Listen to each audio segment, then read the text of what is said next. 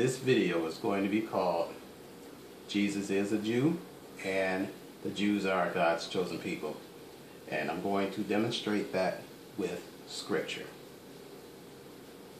In the beginning, in the Garden of Eden, the serpent beguiles Eve by getting her to eat forbidden fruit, and she subsequently gives fruit to Adam, and he also eats.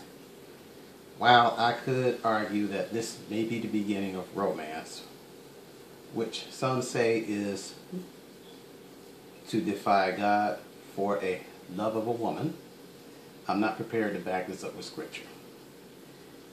Examples of this may explain why God closed the wombs of women whom his prophets favored and loved, but that's another story. In Genesis 3:15, God tells the serpent his curses for his actions.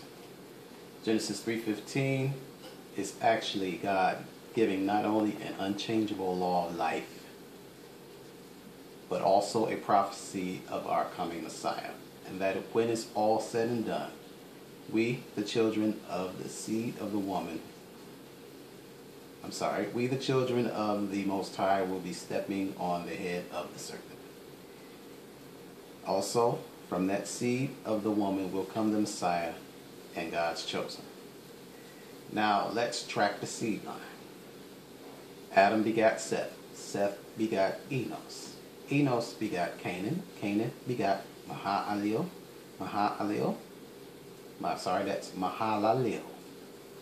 begat Jared. Jared begat Enoch. Enoch begat Methuselah. Methuselah begat Lamech, and Lamech begat Noah. All this is found in Genesis 5, chapter 5, verses 3 through 29. Now, moving on.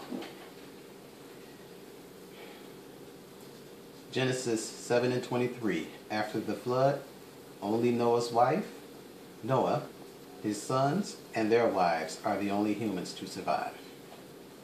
Genesis 5 and 32.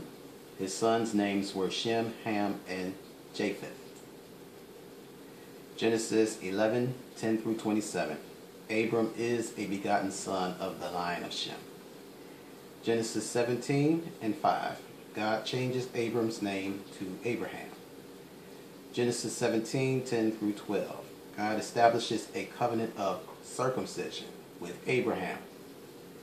Genesis 17 and 15. God changes Abraham's wife's name from Sarai to Sarah. Genesis 17 and 19. God says Sarah will have a son and is to name him Isaac, and that he will establish a covenant with him. Genesis 21, 2 through 3. Sarah conceives and gives birth to Isaac.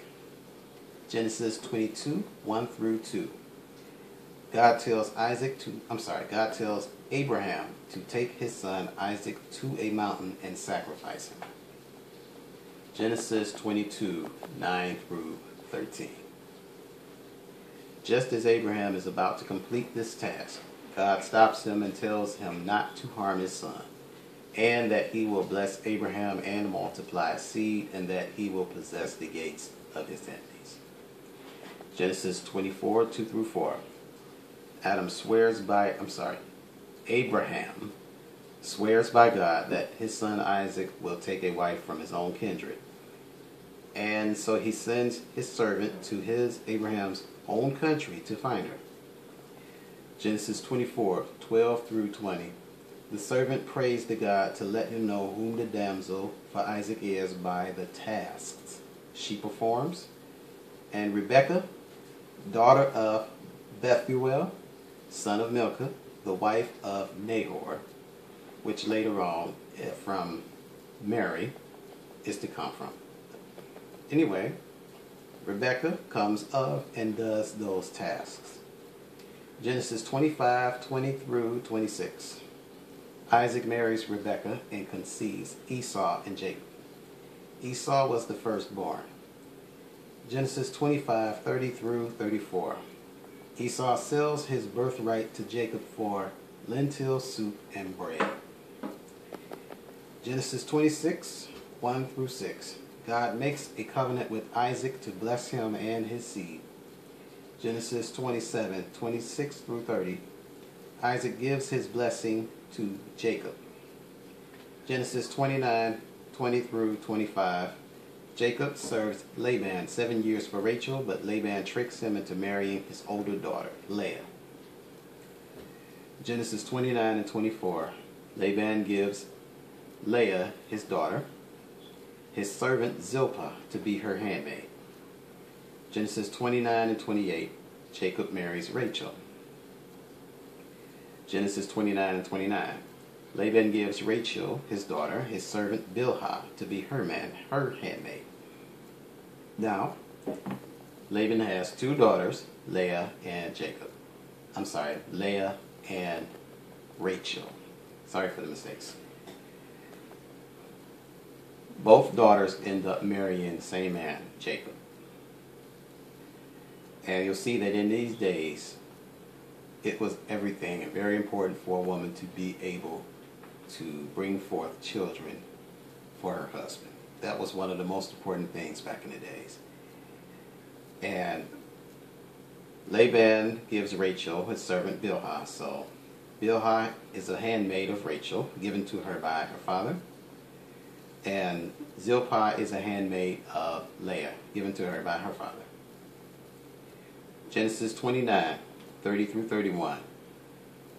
Jacob loved Rachel more than he loved Leah. And when God saw that Leah was hated, he opened her womb, but Rachel was barren.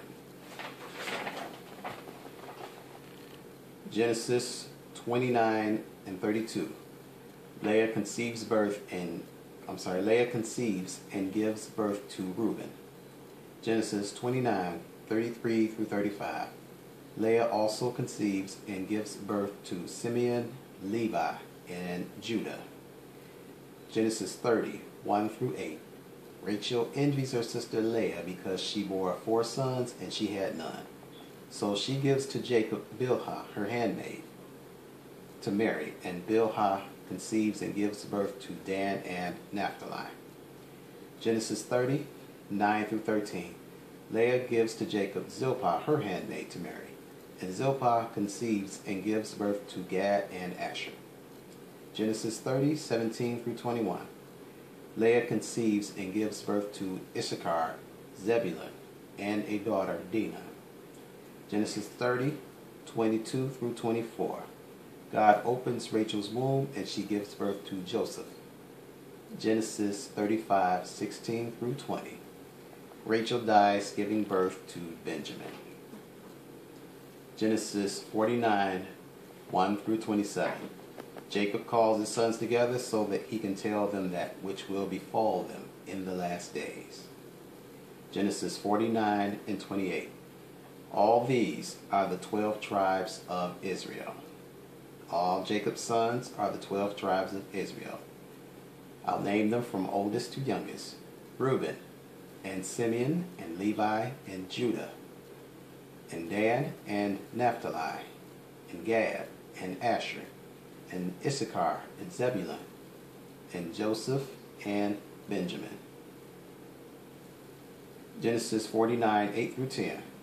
Judah is a lion's whelp, and the scepter will not depart from Judah until Shiloh come. I looked up Shiloh on the Blue Letter Bible website, and it is listed. You find it under the number H as in Harry 7886, and it's listed in Strong's Dictionary, meaning an epithet of the Messiah. So basically, is saying Judah is a lion's whelp, and the scepter will not depart from Judah until an epithet of the Messiah comes. Exodus chapters 1 through 5. These are the children of Israel which came into Egypt, the 12 sons, and all the souls that came out of Jacob were 70 souls, for Joseph was already in Egypt. How Joseph ended up there before they did, that's another story. Exodus chapter 2, verse 1 through 10. Moses is born of the house of Levi. Now that the seed line of the 12 tribes of Israel, in particular Judah, have been established, I will connect the tribe of Judah to the Jews.